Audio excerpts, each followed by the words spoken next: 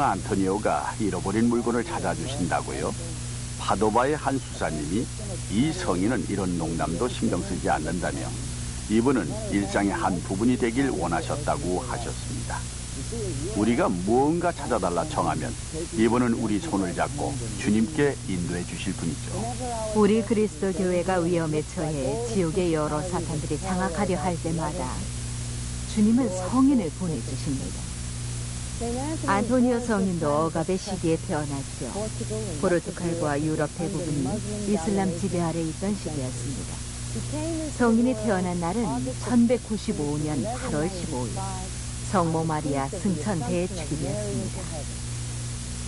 그의 세례명은 페르디난도였는데 용기와 평화라는 뜻이었고 임종 때까지 용감히 평화를 지키셨어요. 잘생긴 용모의 친구도 많던 15세 나이에 페르디난도는 삶이 공허하다고 느낍니다. 점점 성직으로 부르시는 성소가 찾아짐에 따라 그는 결혼을 통해 가문을 잇고 손주를 안겨주길 바라는 부모님과 싸워야 했고 동시에 무언가 이루려는 자신의 욕망과도 싸워야 했답니다. 하지만 마음속의 울림과 영혼에 차오르는 영적 열망으로 성직의 길에 이를 수 있었습니다. 페르디난도는 1210년 성 아우구스티노회에 들어갑니다. 수도원은 그가 떠나온 리스본과 매우 가까웠지요. 그래서 160km 떨어진 곳에 위치한 수도원으로 옮겨가게 됩니다. 그때 그의 나이 17세였습니다. 새 수도원에서는 신학과 초기 교부들의 가르침 공부에 매진할 수 있었습니다. 18년이 흐릅니다. 이때 프란치스코 수사 5명이 수도원에 들러 자신들을 모로코로 회교도들을 가르치러 간다는 말을 하죠. 하지만 떠난 지 얼마 되지 않아서 이 수사들은 작은 상자에 담겨 돌아오게 됩니다. 신앙 때문에 순교한 것이었죠. 페르디난도의 가슴에 통증이 시작되었고 자신도 모로코로 가 순교할 생각을 품게 됩니다. 너는 이제 페르디난도가 아니다. 내가 안토니오란 이름을 주노니 너는 새 인생의 부름을 받은 것이다 라는 말씀을 들었습니다.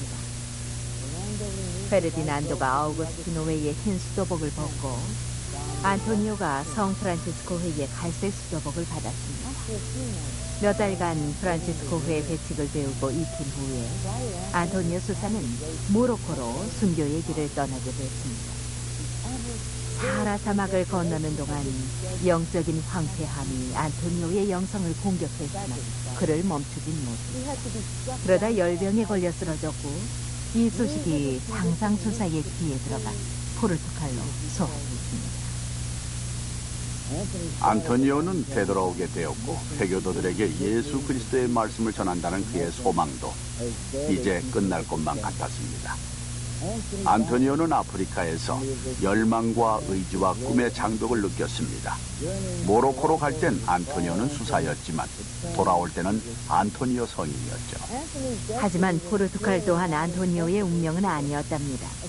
폭풍으로 그의 배가 시칠리아 해안에 밀려갔고 동료들과 그리고 그곳 프란치스코 수사들과 2달을 보냅니다. 그리고 서서히 건강이 회복되었고 때마침 아시시에서 제4차 프란치스코 수도회 총회가 소집되었습니다. 안토니오는 전 세계에서 총회에 모인 2천여 수사들 앞에 설 준비가 되어 있지 않았지만 프란치스코 성인께서 독일에서 활동할 지원자들을 모집하자 급히 자원한 80명 가운데 안토니오도 있었습니다. 아무도 그를 주목하지 않았습니다. 그러다 마침내 성인의 눈에 띄게 되고 프란치스코 성인은 어느 수도원에서나 자산이 될 인물이라며 안토니오를 적극 추천하였답니다. 그를 대부분 배척했고 모두가 원치 않았습니다. 총회가 끝나고 모두들 떠날 즈음 사제가 필요한 그라시아노 신부가 안토니오에게 당신도 사제녀라고 물었고 그라시아노 신부에게 그는 그렇다고 대답했죠. 이는 안토니오가 고대하던 부름이 아니어서 다소 실망스러웠지만 그래도 그는 작은 오지 마을에서 은수자들과 미사를 지내러 산을 오르내리는 길에 마음속으로 의지를 거듭해 다졌습니다.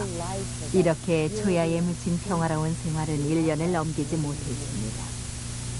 1222년 3월에 그라시아노 신부와 다른 여러 수사들을 따라 오를리시의 서품식에 가게 됩니다. 주교가 그라시아노 신부에게 예비 사제들에게 줄 강론을 요청하지 그라시아노 신부는 베네딕토 수사들에게 양보했지만 그들은 거절합니다. 안토니오를 시키세요. 그러면 웃음거리가 되더라도 더 명망 있는 강론자들이 실수하는 것보다 낫겠지요? 라며 말입니다. 그래서 순명 차원에서 안토니오가 강론을 시작합니다. 그는 성서 모든 구조를 암기하고 있었고 그래서 사제직을 위해 준비한 지식이 빛을 발하게 됩니다. 들키지 않게 간직하던 지식이 이제는 외부로 표출되면서 죽을 때까지 진가를 발휘하게 되죠. 작게 속삭이듯 시작한 강론이 강력하고 열정적인 호소로 바뀌고 부엌 일꾼이던 안토니오는 이날부터 위대한 강론자 안토니오가 되었습니다. 이 소식을 들은 프란치스코는 안토니오를 전교 성직에 임명해 복음을 전파하게 합니다. 우선 안토니오에게 신학 공부를 명했고 그는 이에 따랐습니다. 예전 학력을 누구에게도 알리지 않았지만 그의 학식이 다른 수사들에게도 분명하게 드러남에 따라 그는 가르침을 달하는 청을 받죠. 프란치스코의 의향을 묻는 안토니오의 편지에 이분은 형제들에게 성서를 가르치라는 허락을 내렸습니다. 안토니오는 복음을 가르쳐 나감에 따라 학습의 필요성을 강조했습니다. 누군가를 진정으로 사랑하려면 사랑하는 대상에 대한 지식 없이 진정한 사랑이 불가능하니까요. 프랑스 사람들에게 강론할 때 그가 불어를 배운 적이 없었는데도 모두 그를 이해했습니다. 이탈리아에선 이태리어로 강론을 했죠. 그는 은수지에서 형제들로부터 이태리어에 대한 약간의 지식을 쌓기는 했지만 강론을 할 정도는 아니었습니다. 그는 교황과 추기경들 앞에서 강론하기도 했는데 이들의 언어는 그리스어, 라틴어, 프랑스어, 슬라비어, 영어 등 다양했지만 모두 각자의 언어로 안토니오의 말을 이해했습니다. 성령이 재강림한 거죠. 이단이 팽배하던 시기였죠. 신자들 사이에서도 가톨릭 신앙에 대한 무지가 팽배했습니다.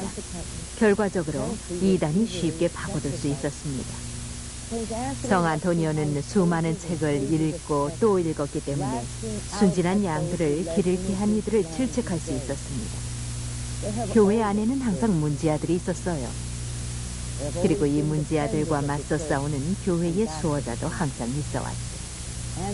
건전한 교리로 무장한 안토니오 성인은 간명하게 신앙을 지키며 유럽에서 가장 추종자가 많은 강론자가 될 수 있었습니다. 이탈리아는 자기 옹호를 위해 고용한 하수인들에 의해 점점 타락해가고 있었습니다. 이탈리아인의 육신뿐 아니라 영혼에서도 피가 흘러내리고 있었습니다. 이 새로운 친구들의 관습과 거짓말까지도 수용하면서 이단의 불길은 걷잡을 수 없이 번져나갔으며 한때 가톨릭 교회의 대지였던 이것을 집어삼킵니다. 이 때문에 안토니오가 자기 집을 떠나 수천 킬로미터를 여행하고 바로 이 해안가에서 좌초하게 될까요? 안토니오는 말로 하는 강론뿐 아니라 강론에 따라 살아가셨죠. 어느 날 안토니오와 한 수사가 수도원에 돌아왔을 때 이 수사가 강론을 하지 않은 이유를 묻습니다. 안토니오는 강론을 한 거라고 대답했죠. 구세주에 대한 우리의 사랑과 진리의 헌신 자체가 살아있는 강론이었다고 말입니다. 안토니오는 가는 곳마다 군중을 모았습니다. 태초부터 사람들은 예수님을 갈망해 왔다는 것을 아시죠? 따라서 안토니오처럼 예수님 닮은 이를 만나면 사람들은 어쩔 수 없이 그에게 끌려 회개하게 마련이죠. 그의 말씀을 들은 사람들은 교회로 돌아갔으며 반목하던 지역과 이웃과 가족 간에는 화해가 싹텄습니다. 다른 사람들을 부당하게 이용해오던 사람들도 회개를 했습니다. 악행과 죄악의 삶에 깊이 빠져들었던 수많은 사람들이 회개를 하고 예수님이 인도해 주신 삶을 신실하게 살아가기 시작했죠. 안토니오는 성체의 기적을 일으킵니다. 니미니에서 이단자들이 영성체에 대해 말하는 안토니오를 놀리고 조롱했을 때 안토니오는 그들로부터 멀어져 물고기에게 강론을 하셨죠. 물고기들은 수면 밖으로 귀를 내밀고 안토니오 성인이 주시는 강론에 집중하며 귀를 기울였습니다. 강론이 끝나고 성 안토니오가 축복을 주시자 물고기들은 바다로 돌아가고 소문이 퍼져나감에 따라 수많은 이단자들이 회개했죠. 봄비오라는 사람은 그래도 회개하지 않은 채 당신이 물고기들에게 마법을 걸었다면 내 노새도 똑같이 해보라며 도전합니다. 그리고는 노새를 사흘 동안 굶기죠. 사흘이 지나고 한쪽 끝에는 성체를 손에 든 안토니오 성인이 서고 한쪽에는 노새가 좋아하는 모기를 든 봄비오가 섰습니다. 노새가 안토니오에게 먼저 가면 그도 가톨릭 박해를 멈추겠다고 했었죠. 이 노새는 사흘을 굶주렸습니다. 안토니오도 사흘간 단식하며 기도했죠. 3일째에 안토니오는 교구 성당에서 미사를 집전했습니다. 그리고는 영성체를 모시고 광장으로 행진했어요. 광장 한쪽에는 이단자들이, 한쪽에는 개종자들이 자리하고 있었습니다. 봄비오도 노새를 데리고 나왔죠. 성 안토니오는 성체를 손에 든 채 광장 한편으로 걸어가고 봄비오는 맛있는 냄새가 나는 먹이 바구니를 들고 다른 쪽으로 걸어갑니다. 안토니오가 이 노새에게 강론을 주십니다. 주님의 피조물아, 그분의 이름으로 나에게로 와 주님을 섬길 것을 명하노라. 그리하여 성체 속에 계시는 예수님의 존재를 모두에게 증명할지니라고 말입니다. 이 노새는 주인과 먹이를 무시한 채 안토니오와 그리스도의 몸으로 다가갑니다. 그리고는 다리를 굽히고 공경의 뜻으로 머리를 숙이죠. 주님께서 봄비오의 이단을 증명하셨음을 모두가 인정하자 안토니오는 노새를 축복하고 노새는 일어나 먹이 바구니 쪽으로 갑니다. 이단자 봄비오도 자기의 노새를 따라 무릎을 꿇고 앉아서 성체를 공경한다는 의미로 머리를 땅에 조아립니다. 신앙을 다시 회복한 것이죠. 안토니오는 리미리를 떠나기 전 일대 이단자들을 모두 개종시킵니다.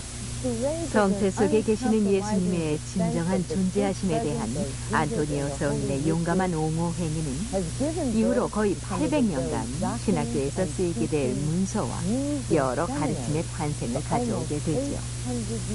그리하여 우리 가운데 계시는 주님이라는 교회의 핵심을 되풀이하면서 미래의 사제들을 비롯해 평신도들의 목자들을 가르쳤습니다. 안토니오는 미사를 지내는 제대 위에서 빵과 포도주가 성 변화를 일으킴으로써 그리스도의 몸과 피로 화하게 된다. 그리고 우리 동정역에서 잉태하신 그 몸, 십자가 위에 매달렸다가 무덤에 놓인 그 몸, 그리고 사흘째 부활하시어 하느님 아버지의 품으로 승천하신 그 몸, 바로 그 성스러운 몸을 우리 교회가 신자들에게 나눠주고 있는 것이라고 말씀하셨습니다. 성 프란치스코 사후에 안토니오는 아시시로 돌아옵니다. 뒤를 따르던 소수의 무리가 나중에는 수천 명으로 늘어났습니다.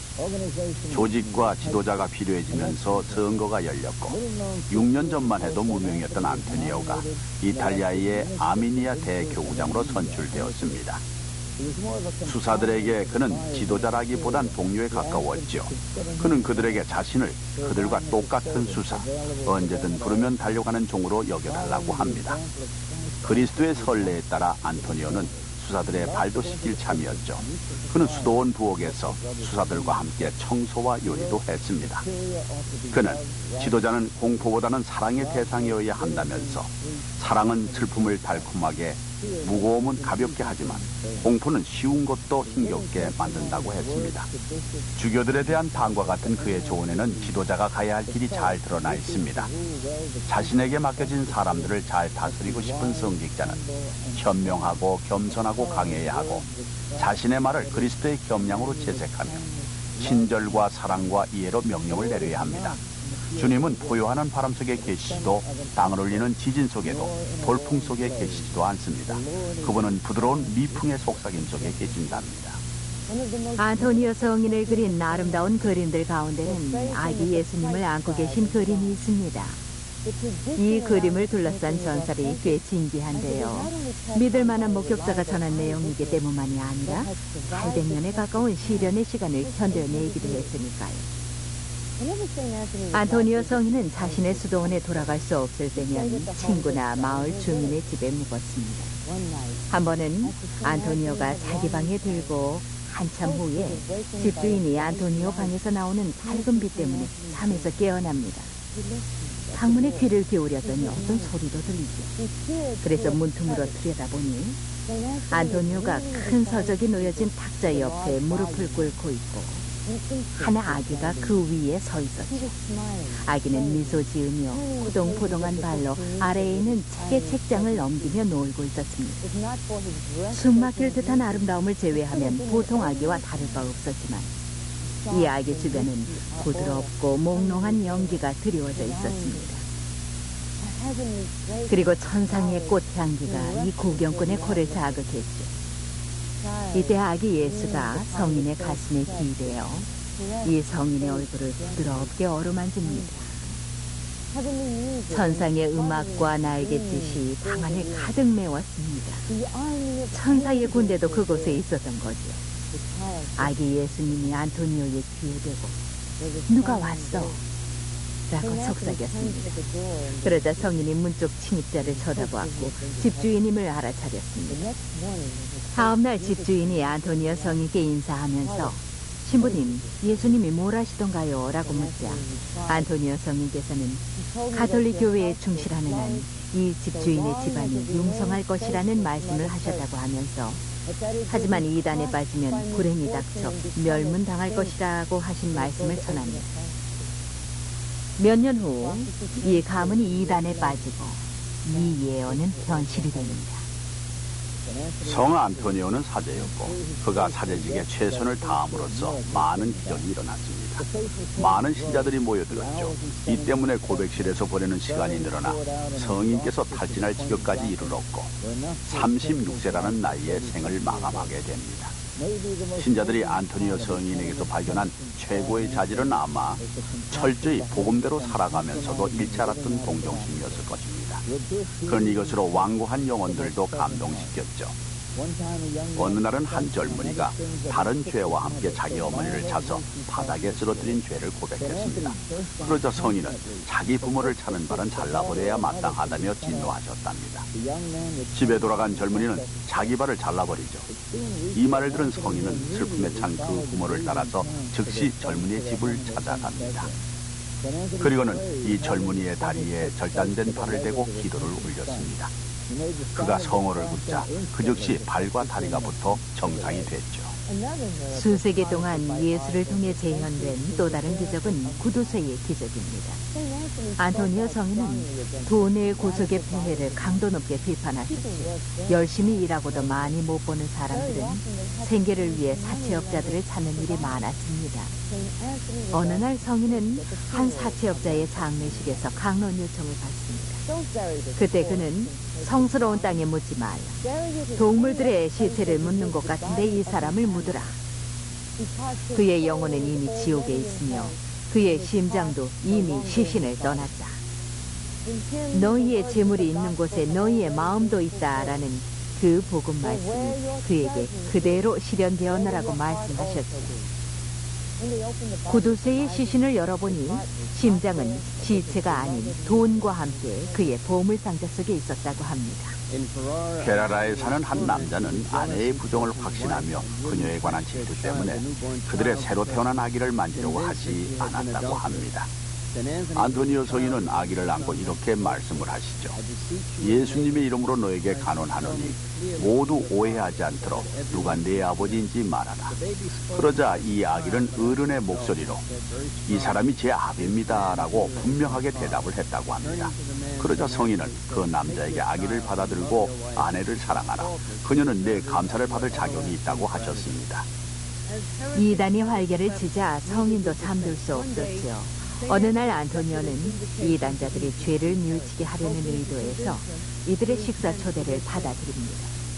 그런데 이들은 안토니오 성에게 독이 든 음식을 주죠. 하지만 성령의 이 음모를 알려주심에 따라 성인께서는 이 이단자들을 다그치셨답니다. 그러자 이들은 믿는 사람은 독을 마셔도 아무런 해도 입지 않을 것이라는 성서 구절의 진리를 가려보고 싶다면서 성인에게 음식을 먹으라 합니다. 그러고도 성인에게 조금의 해도 미치지 않으면 복음을 받아들이겠다고 말이죠. 안토니오 성인께서 음식의 성호를 긋고 먹자 아무 일도 일어나지 않습니다. 이를 본 이단자들은 회개를 했습니다. 리스본에 있는 안토니오 성인의 집 정원에서 한 소년의 시신이 발견됨에 따라 왕의 처형 집행인이 안토니오의 아버지를 살해자로 체포하죠. 성인께서는 파도바에 계셨지만 성령 감흥을 통해서 이를 알게 됐고 기적을 통해 고향인 리스본으로 이동하셨습니다. 그러자 처형 집행인을 찾아가 가족의 방면을 요구합니다. 집행인 이를 거부하자 성인께서는 그 소년의 시신을 자기에게 가져오라고 명하셨죠. 그리고는 그 시신에게 일어나 살해자를 밝히라고 명하십니다. 죽음의 잠에서 깨어난 이 소년은 안토니오의 가족은 자신의 죽음과 완전히 무관하다는 사실을 증언했습니다. 그러자 그 아버지는 무죄가 인정되어 감옥에서 방면되죠. 어느 날 한 여인이 자기 아기가 요람에 죽어있는 것을 발견합니다. 슬픔에 찬 여인은 안토니오 성인께 달려가 울며 아기를 살려달라고 간청하죠. 여인의 고통을 느낀 성인께서는 믿음을 가지라 하시며 집으로 가라. 주님께서 내 청을 들어주실 것이다 하고 하십니다. 이 말씀을 믿으며 집으로 돌아온 여인은 죽은 아기가 요람에서 노느라 정신이 없는 모습을 보게 되죠. 또 어떤 여인은 물이 펄펄 끓는 가마솥에서 죽어있는 아기를 발견하게 됩니다. 이 여인도 아기를 건져내어 성인께 달려갔습니다. 성인께서 아기를 안고 기도하는 즉시 죽은 아기의 생명이 돌아왔는데 몸에는 화상 자국 하나 없었다고 합니다. 안토니오 성인께서는 사후에도 사람들을 회개시켰어요. 하루는 알레한드로라는 기사가 가족과 함께 손님을 대접하고 있는데 모두 안토니오 성인의 전구에 의한 기적들에 대해 얘기하고 있었죠. 알레한드로는 이를 비웃듯이 들고 있던 술잔을 비우고 난 후 잔을 바닥에 내팽개치며 그럼 이 잔도 안 깨지겠지라고 말합니다. 오늘날까지도 이 잔을 성유물함에서 볼 수 있는데요. 바닥에 부딪히고도 이 잔은 조금도 깨지지 않았답니다. 이 기사가 회개한 것은 말할 것도 없죠. 파도바 인근의 한 시골에서 아우넬리아라는 한 소녀가 도랑에 빠져 익사했습니다. 슬픔에 찬 그 엄마가 주님과 안토니오 성인께 자기 딸을 살려주시면 안토니오 성인의 무덤에 밀랍상을 세우겠다고 맹세합니다. 그녀가 이 말을 하자마자 모든 사람이 지켜보는 가운데 소녀의 입술을 달싹이며 이어 자기가 삼켰던 물을 뱉어냈죠. 그리고는 안토니오 성인의 정과심 덕분에 이 어린 소녀는 정상 체온을 회복하며 살아났다고 합니다. 프란치스코 성인 사후에 안토니오 성인께서 나자렛 예수님에 대해 열정적으로 강론을 주시는 동안 수사들은 성 프란치스코가 공중에 떠 있는 모습을 봅니다. 십자가에서처럼 양팔을 뻗은 채 축복을 주고 계셨고 수사들은 성령의 내부의 차오름을 느낍니다. 이렇게 안토니오 성인의 강론에 나타나심으로써 프란치스코께서는 특히 예수의 십자가에 관한 그의 강론의 진실성을 증거하셨죠. 천상의 가족을 만나러 가기 6일 전 성 안토니오는 자기 죽음을 예언합니다. 자신의 죽음을 예감하며 1231년 7월 13일 성인은 갑자기 병에 걸렸습니다. 그리고 파도바로 돌아가길 원하죠. 죽음 앞에 선 성인께서는 그토록 사랑하신 파도바 이탈리아인들에게로 자신의 시신이 돌아가길 원하셔서 수사 한 명과 함께 여행길에 오릅니다. 수사는 얼마 가지 못하고 기력이 세한 성인을 한 수도원에 모셔야 했죠. 그곳 수사들이 그를 보살폈지만 건강이 급속히 악화되어 숨쉬는 것 조차 힘겨워졌습니다. 수사들은 그의 고백을 듣고 죄를 사할 사제 한 분을 모십니다. 그러자 죽음의 천사가 더 이상 방 안을 돌아다니지 않았죠. 엄마가 입맞춤으로 고열을 시켜준 아이처럼 그 얼굴에서 질병과 죽음의 고통이 사라집니다. 그는 성모님께 노래를 불렀습니다. 노래를 마치고는 눈을 들어 하늘을 바라보죠. 마치 무언가를 아니면 누군가를 응시하는 듯한 눈빛이었답니다. 사람들이 무엇이 보이냐고 묻자 그는 주님이 보인다고 하셨어요. 그리고 수사들과 함께 최후까지 통회의 시편을 암송하며 십자가를 향하듯이 양팔을 내미셨죠. 1시간 후 그의 영혼은 해방되어 주님과 그의 어머니이신 성모님과의 영원한 삶을 향해 나아갔습니다. 성인께서는 잠이 든 듯 미소를 짓고 계셨죠. 그는 자신의 강론대로 어머니 품을 향해 달려가는 아이와 같은 편안한 모습이었어요. 그녀가 안아 눈물을 닦아주셨습니다. 아이 안토니오는 집으로 돌아갔고 어머니 마리아님이 그를 안고 아드님이신 예수님께 인도했습니다.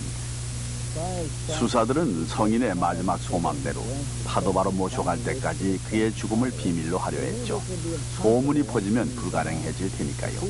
하지만 하늘을 나는 새도 이를 아는 듯 기적임을 멈췄습니다. 성인께서 돌아가셨다는 말이 퍼지고 안토니오 성인께서 하느님께 돌아갔다는 소문이 사람들 귀에 들어가자마자 이 시신을 두고 분쟁이 일어났습니다. 주교가 소환되고서야 성인은 그가 원하던 최후의 안식처 파도바로 갈 수 있었죠. 기적이 잇따르기 시작합니다. 무덤을 찾은 봉사의 눈이 뜨이고 성인께 기도한 귀머거리에 귀가 트이고 벙어리가 말을 하고 절름벌이가 걷고 수많은 불쌍한 영혼들이 구원을 받았어요.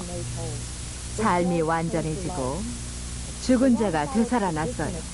오래 지속되고 있는 안토니오 성인의 빵이라는 전통 또한 성인이 돌아가신 직후에 시작됐죠. 한 여인의 아들이 익사를 하자 그녀는 아직 묻히지 않은 안토니오 성인께로 달려가 아들을 살려만 주신다면 아들 몸무게에 해당하는 양의 밀을 매해 이웃을 위해 기증하겠다고 맹세합니다. 이 간청이 수락되어 거의 800년이 지난 지금까지 그 전통이 계속되고 1232년 5월 30일에 안토니오는 성인 품에 오르게 됐습니다. 그리고 1946년에는 교회 전체에 공식적으로 교회 박사로 선포되기에 이르렀죠.